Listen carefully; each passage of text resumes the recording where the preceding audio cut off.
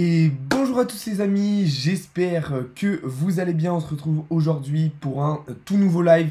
Beaucoup de choses à dire dans cette vidéo puisqu'on va être sur une fin de journée, une fin de semaine décisive pour les crypto-monnaies. Je vous en avais parlé ce matin, la clôture weekly de ce soir va être vraiment ultra importante. Donc on va suivre ça et on va analyser ça au sein de ce live.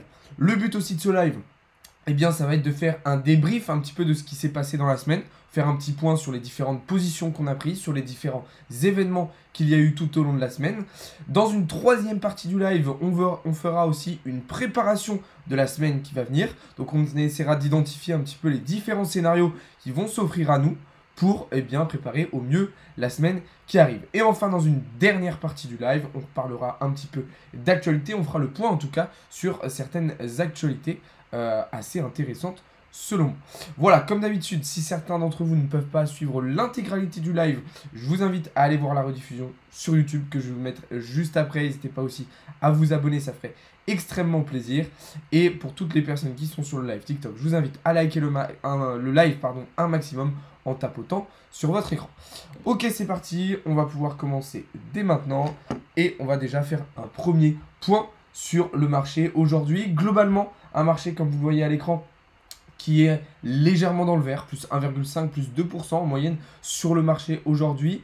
On verra que c'est parce que Bitcoin a plutôt bien réagi et revient quasiment aux 30 000 $. Lui, Ethereum est repassé au-dessus des 2000 $. Du côté de l'indice Fear & Greed, on est remonté aussi légèrement avec un indice à 14, contrairement à ce qu'on pouvait avoir encore la semaine dernière avec un indice qui était à 10. Bon, on reste tout de même dans un niveau de peur extrême, rien d'étonnant de ce point de vue-là.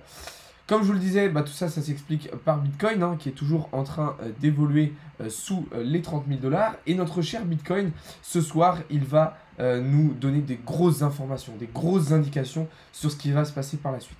Pourquoi? Parce que comme je vous le disais, ce soir arrive la clôture weekly. Ok, la clôture weekly, donc c'est-à-dire que notre bougie de cette semaine va se clôturer ce soir. Il nous reste à peu près un petit peu moins de 6 heures avant qu'elle se clôture. Pourquoi ça va être ultra important? Puisque si on clôture actuellement voilà, à 29 800 $, ça voudrait dire qu'on clôture donc sous le range weekly et donc qu'on casse le range weekly. Ok, si on casse ce range weekly, ça veut dire qu'on se sort de ce scénario, ça veut dire qu'on invalide le double bottom et qu'on va probablement aller chercher le précédent support en direction des 20 000 $. Donc ça serait assez problématique. Très très problématique. Bon, alors après, voilà, peut-être que, étant donné qu'on est sur 8 semaines de baisse consécutive sur le marché, peut-être que même si on clôture là et qu'on casse en fait le range ce soir, peut-être que la semaine prochaine va nous permettre de très rapidement réintégrer. Et ça, c'est un scénario dont on va parler tout à l'heure, j'y reviendrai un petit peu plus tard. Donc là, déjà, la clôture weekly de ce soir, quand même, va être très très importante. La semaine dernière, dans les dernières heures, on avait réussi à réintégrer, à remonter pour faire une belle clôture, mais ça semble un petit peu plus compliqué et un petit peu moins réalisable aujourd'hui.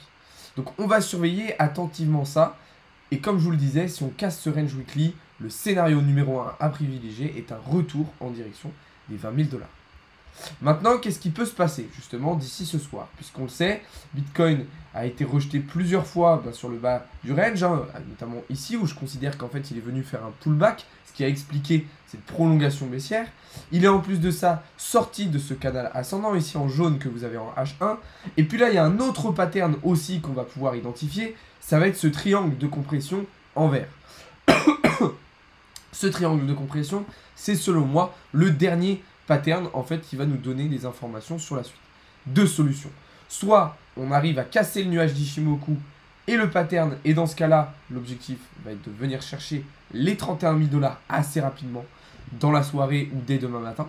Et l'objectif serait dans la soirée pour justement faire une belle clôture weekly. Soit on casse le nuage d'Ishimoku par le bas et le pattern, et dans ce cas-là, let's go to 20 000 $. Alors évidemment, les 20 000 $, on ne va pas les chercher en l'espace de 2 jours. C'est quelque chose qui va prendre un petit peu plus de temps. L'objectif numéro 1, ce sera déjà de revenir chercher les 27 700 et voir déjà comment un petit peu le prix va réagir. Mais voilà un petit peu les différents scénarios qu'on va pouvoir imaginer. Alors maintenant, comme je vous disais tout à l'heure, c'est possible que même si on clôture ce soir en weekly en dehors du range, qu'on le réintègre la semaine prochaine. Oui, Pourquoi? Parce que vous savez que voilà, le marché fait régulièrement des fake-out. Je vous ai déjà expliqué dans la semaine, dans des vidéos d'analyse technique, ce qu'était un fake-out. C'est-à-dire qu'on va casser un pattern, ou en tout cas on va faire semblant de casser un pattern, pour au final le réintégrer très rapidement. Là, étant donné qu'on est sur une 8e semaine de baisse consécutive, et que c'est quelque chose qui n'était pas arrivé depuis 2014, il y a bien un moment où le marché il va repartir dans le vert. C'est obligatoire. Quand un marché soit haussier ou baissier, il y a des moments où il corrige. C'est-à-dire que quand on a un marché haussier, la hausse ne se fait pas directement. Vous voyez que là, on a eu des petites phases où on venait corriger. Quand le marché est en tendance baissière, c'est la même chose. Ok, il y a des petits moments où il revient corriger. Et donc, on peut imaginer qu'assez prochainement, on va avoir une nouvelle semaine verte sur le marché des crypto-monnaies, puisque on voit mal le marché continuer de baisser indéfiniment de cette manière. Voilà un petit peu ce qu'on peut dire. Maintenant, moi, si ce soir on clôture hors du range weekly, évidemment que je vais tout de même privilégier le retour, en fait, tout simplement, en direction des 20 000 $. Et justement, ça va nous permettre de nous aider à nous préparer sur la semaine qui va arriver. Donc, juste avant de préparer la nouvelle semaine, on va refaire un petit point sur ce qui s'est passé cette semaine, justement. Et pour ça, on va regarder surtout du côté des altcoins, puisque là, du coup, je viens de faire un point sur Bitcoin. Globalement, ce qu'il faut retenir sur l'ensemble du marché, c'est qu'on a eu une semaine volatile, à court terme, mais peu volatile, avec peu de variations à moyen terme. C'est-à-dire que, comme vous le voyez, sur la semaine qui vient de s'écouler, on a un prix qui, sur l'ensemble des crypto-monnaies, n'a pas évolué dans un grand intervalle. Ok, vous voyez que là, par exemple, Ethereum a bougé entre 2146 et 1900. C'est très léger. C'est très très léger comme variation, comme fluctuation de prix. Évidemment, je ne prends pas en compte la bougie du 12 mai dernier. Mais voilà, globalement, on avait assez peu de variations. Et ça se ressent sur certains altcoins, sur pas mal d'altcoins en fait, qui se sont plutôt stabilisés, qui ont plutôt latéralisé sur cette semaine. Donc on a eu une semaine, certes, qui a prolongé la baisse, mais relativement assez calme en daily. Ok. Par contre, à plus court terme, sur cette semaine, on a eu pas mal de volatilité. Et ça, vous le savez, je vous l'ai expliqué dans des vidéos, je vous ai même expliqué comment on pouvait profiter de cette volatilité. Puisque oui, effectivement, au sein de chaque journée, on avait des épisodes de fluctuations, de variations qui étaient là très intéressantes et qui nous permettaient en fait de saisir un certain nombre d'opportunités. Et là, ça, c'est quelque chose qui va, selon moi, continuer. Ok, c'est quelque chose qui va se prolonger. Et la chose qui va changer, puisque là on avait une volatilité en fait dans une zone, dans une seule et même zone, c'est-à-dire qu'on avait une zone fixe qui elle ne bougeait pas, avec un faible intervalle, et au sein de cette zone fixe, on avait beaucoup de variations et beaucoup de volatilité. Je pense que désormais, la volatilité va se faire sur une zone non fixe. C'est-à-dire que, comme je vous le disais, je pense qu'on va revenir en fait dans une nouvelle grosse tendance baissière dans les prochains jours, là, si Bitcoin clôture mal ce soir, et du coup on va avoir toujours une volatilité mais qui va être fortement baissière en fait, et du coup on va là encore pouvoir saisir un certain nombre d'opportunités. Ok, donc pour vous schématiser un petit peu tout ça, ce que je veux vous dire c'est que là cette semaine on a eu cette forte volatilité au sein d'une zone fixe. Ok, voilà, le prix a beaucoup bougé mais au sein de cette zone, alors que je pense que dans les prochains jours on va avoir une fluctuation, des variations, mais dans une zone non fixe. C'est-à-dire qu'on va avoir une zone descendante cette fois-ci. Donc voilà un petit peu ce à quoi on va pouvoir s'attendre. Et voilà un petit peu ce qui s'est passé sur cette semaine. Une semaine donc assez particulière. Justement maintenant, comment on va pouvoir préparer la semaine qui arrive? Quelles vont être les opportunités qui vont s'offrir à nous, justement? Eh bien, c'est ce qu'on va voir désormais. Ok, on va commencer avec le FTM, qui lui a très très bien performé hier, vous le savez, puisqu'il nous a permis de venir chercher toutes les targets qu'on s'était fixées. FTM, selon moi, étant donné la fondamentale, est un altcoin qui pourrait surperformer le marché indépendamment de la correction. Il pourrait, mais bon, on sait, au vu de la situation actuelle, si Bitcoin plonge, l'intégralité ou la quasi-intégralité des altcoins plongeront aussi. Donc là, ce qui va être intéressant de surveiller sur le FTM, donc là c'est la position qu'on avait prise et qui nous avait permis en fait de venir chercher toutes les targets, ça va probablement être de prendre une position en short pour revenir chercher ici le support des 36 centimes. Ok, donc je vais vous montrer un petit peu ce que ça pourrait donner. Quelque chose comme ça, objectif retour sur les 36 centimes. En termes de stop loss, assez simple. Ok, on va se positionner de manière assez serrée. Alors je vais vous montrer comment on va calculer ça. Moi je vais me positionner bien, sur le plat du nuage qu'on a juste ici, qui correspond aussi au haut de la mèche qu'on avait là. Hop, voilà. Et puis, je vais en plus de ça utiliser, hop, voilà, Fibonacci. Point plus haut, il est là. Non, j'ai utilisé les prolongations, excusez-moi, je me suis trompé.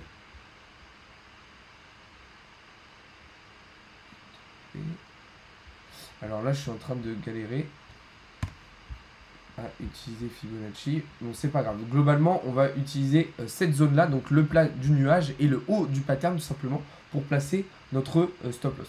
Et je sais ce que je suis en train de faire, pourquoi je buguais. C'est tout simplement parce que j'étais en train de l'utiliser dans le mauvais sens. Ok, donc là, vous voyez qu'on va pouvoir se fixer nos différentes zones de target aussi grâce à Fibonacci. Ok, donc ça va être très intéressant. Et surtout, ce qui va être intéressant, c'est de garder un bon ratio risque-récompense sur notre trade. Ok, ça, c'est quelque chose de très très important.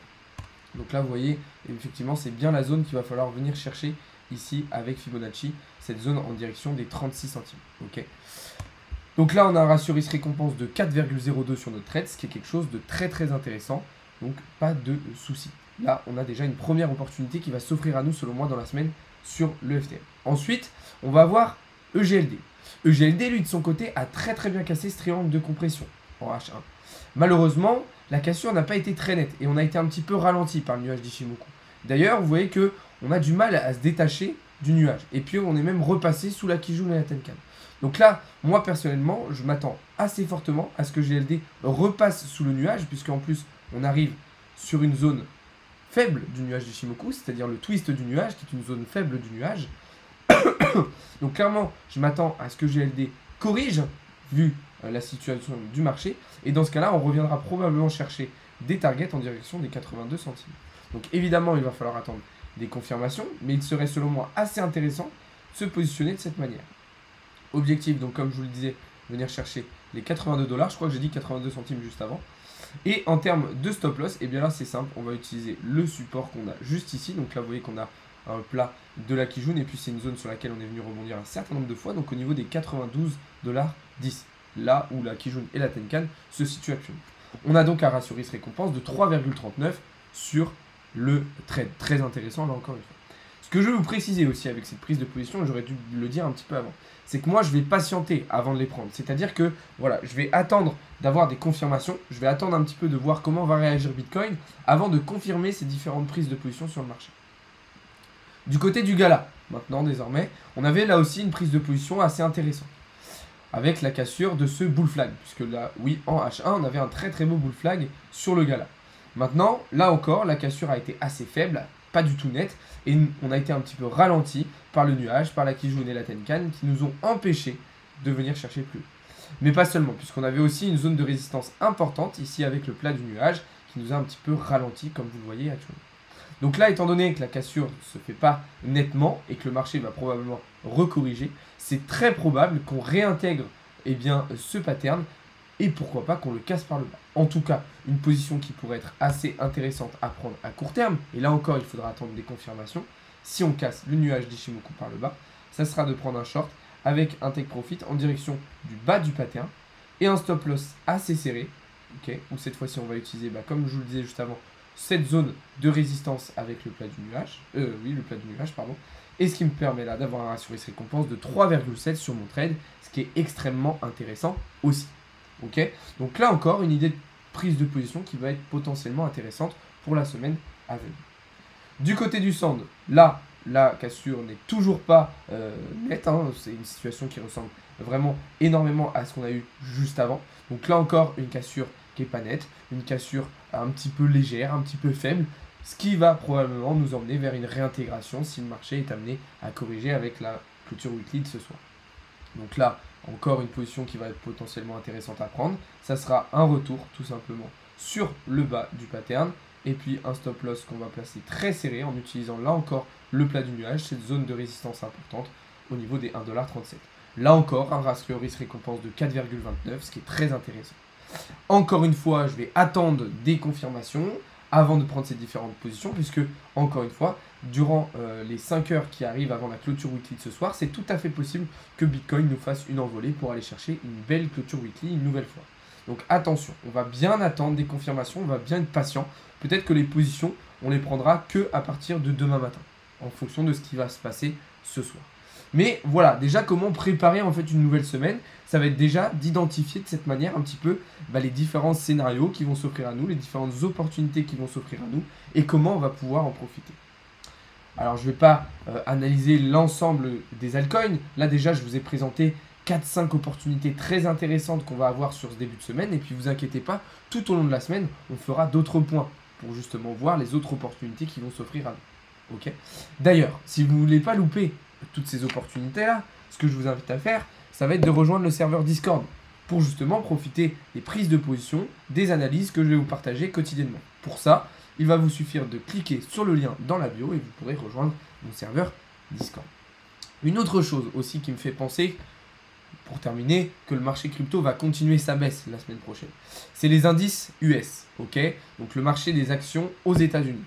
Globalement, ce qu'il faut comprendre, c'est que le marché des actions aux États-Unis est en difficulté, a été en difficulté la semaine dernière et va probablement reperdre 4 ou 5% de sa valeur la semaine qui arrive. Évidemment, on sait aujourd'hui, je vous l'ai déjà expliqué, Bitcoin est corrélé à 75% avec les marchés financiers traditionnels, notamment américains.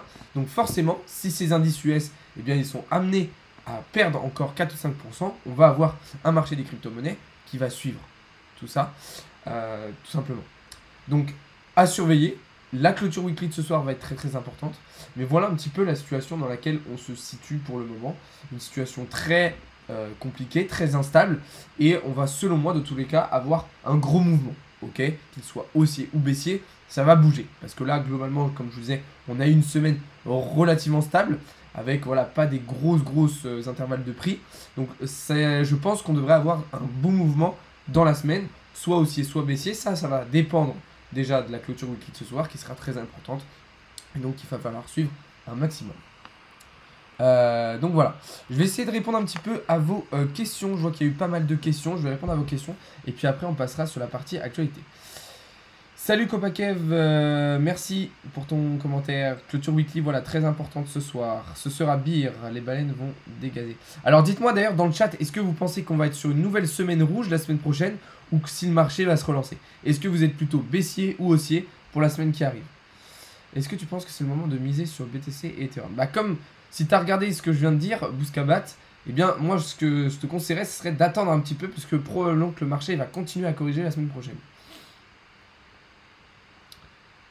Merci pour ton abonnement Sniper Warzone. À quand le boom des cryptos? Ben justement, c'est ce qu'on a vu dans ce live. On a essayé d'identifier un petit peu qu'est-ce qui allait pouvoir se passer. FTM va descendre à partir de quand, s'il te plaît, car j'ai un trade en cours dessus. Je suis pas bien. Alors, t'es rentré quand en position sur FTM? Parce que hier, on est rentré en position sur FTM, ça s'est très bien passé. Si là, t'es pas bien sur le FTM, c'est soit que t'as short, soit t'es rentré en long beaucoup trop tard. Tu as un lien d'affiliation ou une formation en ligne? Alors, je propose des formations qui sont déjà préfaites, mais je propose aussi des séances de coaching si ça vous intéresse en visio directement où je vous fais un accompagnement personnalisé, un suivi personnalisé et je vous apprends le monde des cryptos. Si ça vous intéresse, je vous conseille de cliquer sur le lien dans la bio, il y a toutes les infos, mon site internet, mes différents réseaux pour regarder tout ça. J'achète des formations, vous en avez à vendre? Si oui, combien? Oui, j'en ai si tu veux Didier. Je te laisse aller voir sur mon site internet, le lien est dans la bio. Le marché sur du très long terme, bah justement, je vous ai fait une vidéo ce matin en vous expliquant jusqu'à combien pourrait monter Bitcoin lors du prochain bull run. Clairement, je pense qu'on va avoir un Bitcoin qui peut aller chercher facilement les 150, 200 000 dollars lors du prochain bull run, donc d'ici 2 ans, en fait, dans la prochaine période de halving. Le Bitcoin est une bulle? Non, pas du tout. Le Bitcoin n'est pas une bulle. Ah merde, vous ne m'entendiez pas, j'avais le doigt sur le micro.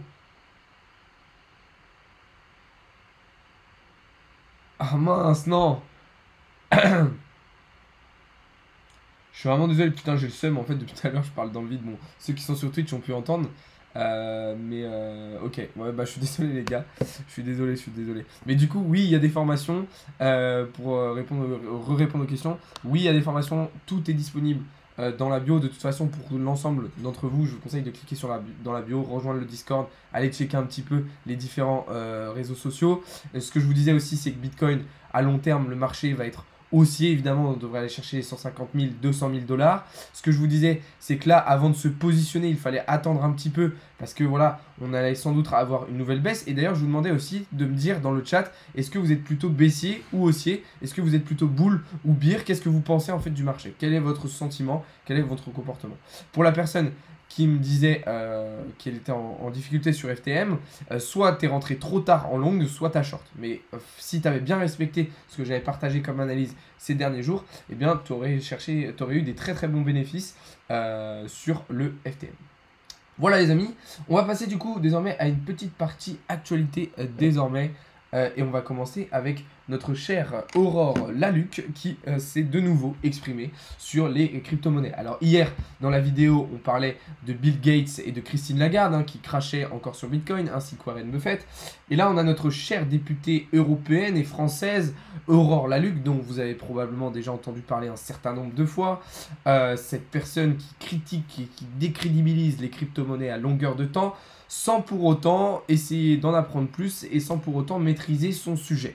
C'est quelque chose d'assez assez problématique puisque là encore on a une personne décisionnaire qui ne maîtrise pas un sujet et qui prend des décisions sur ce sujet sans les connaissances nécessaires. Moi ce qui me fait un petit peu rire, et je vous ai partagé l'extrait ce matin sur TikTok, je vous invite à aller le regarder, c'est qu'Aurore Laluc considère que les crypto-monnaies ne sont pas des monnaies car elles ne sont pas stables. Ok, et très mauvais argument puisque on a l'euro qui perd actuellement de la valeur, le rouble qui a perdu de la valeur, le dollar qui perd de la valeur. On a énormément de monnaies qui sont en difficulté, avec des valeurs qui fluctuent. Et elle nous explique que les crypto-monnaies ne sont pas des monnaies parce que ce n'est pas stable. Mais l'argument ici est selon moi totalement mauvais. Puisque si on cherche de la stabilité, une monnaie classique, aujourd'hui, ce n'est plus sûr à 100%. C'est-à-dire que les gens qui avaient du rouble ont perdu beaucoup d'argent. La valeur de l'euro face au dollar s'affaiblit de jour en jour. Donc l'argument est totalement faux, et totalement débile. Après, je comprends ce qu'elle veut dire. Je comprends ce qu'elle veut dire. Elle veut dire qu'on ne peut pas encore considérer les crypto-monnaies comme des monnaies parce que c'est trop volatile. D'accord. Mais justement, le but de certaines crypto-monnaies ne sont pas en fait d'être des monnaies classiques, ne sont pas d'être des monnaies d'échange, ok? Par exemple, Bitcoin va servir, selon moi, de réserve de valeur. Ça ne va pas être un système de paiement. Il y a des cryptos qui vont servir à ça. Et les stablecoins servent déjà à ça, ok? Donc, en fait, le problème, comme Mélenchon qui s'exprime sur les cryptos et qui ne voit que l'aspect spéculatif, c'est que ces personnes-là, elles ne comprennent pas l'intégralité de l'écosystème crypto. Elles ne comprennent pas la technologie, elles ne comprennent pas forcément le fonctionnement, le but, les objectifs, etc., etc. Et du coup, ça fait qu'on a des personnes qui s'expriment sur ce sujet-là sans maîtriser tout ça. Très bonne ref, tour jumelle, très très bonne ref. On a des personnes qui s'expriment sur tout ça, qui donnent leur avis sur tout ça, sans maîtriser en fait, tout simplement, ces différentes données. Et du coup, ça fait qu'on a des arguments qui sont pas bons, et du coup, on a un débat qui n'avance pas. Puisque comme je le disais aussi dans la vidéo d'hier, ça serait beaucoup plus intéressant d'intégrer les crypto-monnaies au débat plutôt qu'essayer de les mettre de côté et de les décrédibiliser. Oui, je fais du Forex Dodo Labé, si ça t'intéresse, je t'invite à rejoindre le Discord. Donc voilà. Une autre petite actualité que je voulais vous partager, c'était le fait que FTX aux États-Unis se lance désormais dans le trading d'actions. Ok, donc très intéressant. FTX, voilà, qui continue de se diversifier, qui continue de s'ouvrir à différentes sources de trading. Donc moi, c'est une plateforme, vous savez, que j'apprécie particulièrement, que j'utilise quotidiennement. Très bonne chose. C'est bien que FTX continue de se développer, de prendre de l'ampleur, etc. En espérant que tout se passe bien pour eux et qu'il n'ait pas de trop grosses vagues de régulation comme l'a pu subir Binance. Dans son tweet, il critiquait le système capitaliste, totalement pas juste la crypto-monnaie. Alors oui, justement, très bonne remarque, 4 créates. Mais le problème, c'est que les crypto-monnaies sont anti-capitalistes de base. Et c'est ça que, justement, Mélenchon n'a pas compris, parce qu'il ne connaît pas l'écosystème, il ne connaît pas l'histoire des crypto-monnaies. C'est que oui, aujourd'hui, nous, on s'est accaparé les crypto-monnaies pour en faire de la spéculation. Mais derrière, la technologie et l'utilité qu'il y a derrière, elle, est anarchiste, anti-capitaliste. Ok? C'est ça qu'il faut comprendre. Et c'est pour ça que intégrer les crypto-monnaies, ça va permettre justement d'écarter cet ultra-capitalisme, en fait, qui peut nuire un petit peu, eh bien, au monde en ce moment. Oui, ça nous intéresse les projets NFT. Eh bien, écoute, Rigmaster, je t'invite à m'envoyer un message sur Instagram directement pour parler de tout ça. Alors non, les crypto-monnaies ne sont toujours pas capitalistes. Ok, si tu comprends la technologie derrière les crypto-monnaies, l'écosystème derrière les crypto-monnaies, c'est toujours pas capitaliste. Pardon.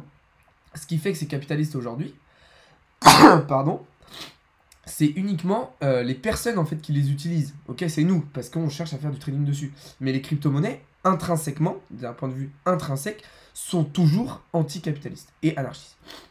Je te laisse m'envoyer un message Rigmaster. Et le lien Discord, il est dans ma bio. Vous avez juste à cliquer. Vous allez avoir tous les liens de mes réseaux sociaux qui vont s'afficher. Et notamment le lien du Discord. D'ailleurs les amis, on va désormais arriver au terme de ce live. Voilà. C'est bien, on a fait un petit point sur la semaine. Je vous laisse aller revoir le live. Aller voir la rediffusion que je vais mettre juste après sur YouTube si jamais vous n'avez pas pu suivre le live en intégralité. Et puis sur ce, je vais vous souhaiter une très bonne soirée, un très bon dimanche soir, hein, j'espère que vous avez tous passé un bon week-end. Et puis, je vais vous souhaiter une bonne semaine prochaine, un bon début de semaine, j'espère que tout va bien se passer pour vous.